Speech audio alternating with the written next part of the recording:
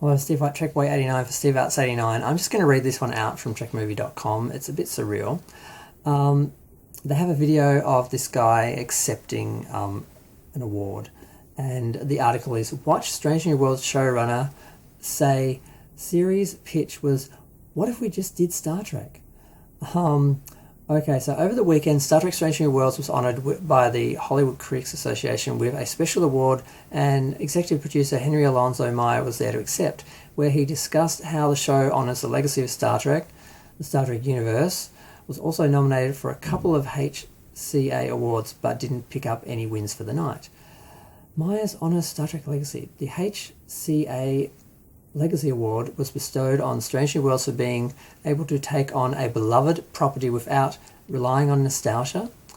The series was singled out for being a respectful tribute to the past while modernising it in a fun and meaningful way, delighting original fans and a newer generation of devotees.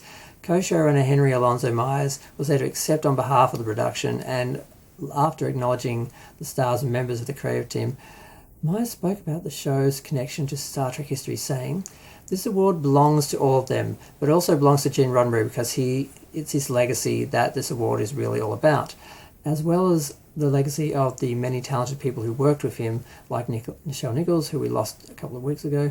In the first pitch document that we sent to the network, we opened with a question asking, what if we just did Star Trek? And they said, okay." Gee, that really does say that, you know, the other Star Trek shows, Discovery and Picard, really weren't Star Trek, and everyone knew that. And there was some objective to make something different. And this was why don't we just make Star Trek?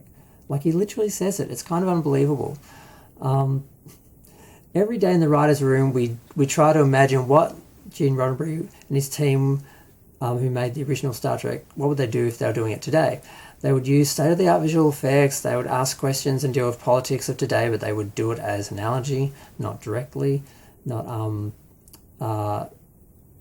would do it as a humanist story, so both sides would actually be seen, so people could actually learn something, and it would be thought-provoking rather than just preachy, which is kind of the difference between New Trek and Old Trek.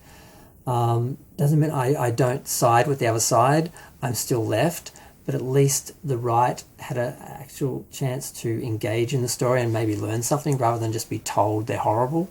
It doesn't really help. It doesn't really work, even though they are horrible. At least they were listening to old Star Trek. New Star Trek, they just are offended by it and insulted by it, and that's the intention. They would approach character thoughtfully, like we expect from the best dramas, but most importantly, they would tell stories about the future and give us hope that there will be a future like this for us to look forward to, which is another area that the New Trek is sort of failing in. They show Star Trek's future very much like today, so it looks as though nothing has changed, and that's one of the negatives about it. Strange New Worlds was also nominated for Best Streaming Drama, but lost out to Severance. I still don't know what the show is. And Star Trek Lower Decks was nominated for Best Streaming Animated Series, but lost to Arcane. A full list of HCA award winners can be found at Deadline. There are still more possible awards coming up for the Star Trek universe shows, with 5 Emmy nominations and 6 Saturn Award nominations. I didn't know it got any Emmy nominations. I'm going to have to look into that. But they've got a little video of him talking, and it's, like I said, it's a bit surreal, because the idea that we're aware we're not doing Star Trek. Why don't we just do Star Trek? It's just like, really? But then they still failed because they missed out a couple of the main ingredients, which was the humanist take, which showed both sides of every story, so people on all sides could watch the show and actually, you know, think, and it was thought-provoking. That's gone. The optimistic future, they're basically depicting the future like today, so people with no imagination can relate to it, but that kind of hurts the show as well. And then also the canon violations, where because it's a rebooting, it doesn't really matter, but if you try and watch it as a fan of the original, it's very difficult when they're telling you it's canon, because it keeps contradicting canon, and it keeps retreading stories that the original show did, or using characters the original show used, and it just ruins them or makes them different. And you're watching it and you're like, but that's not what I know. They would have been better off just creating new characters and dealing with races that weren't really explored, rather than totally changing something like the Gorn and making the Gorn a xenomorph or a xenogorn or Gornomorph or whatever you want to call it. It's not the Gorn.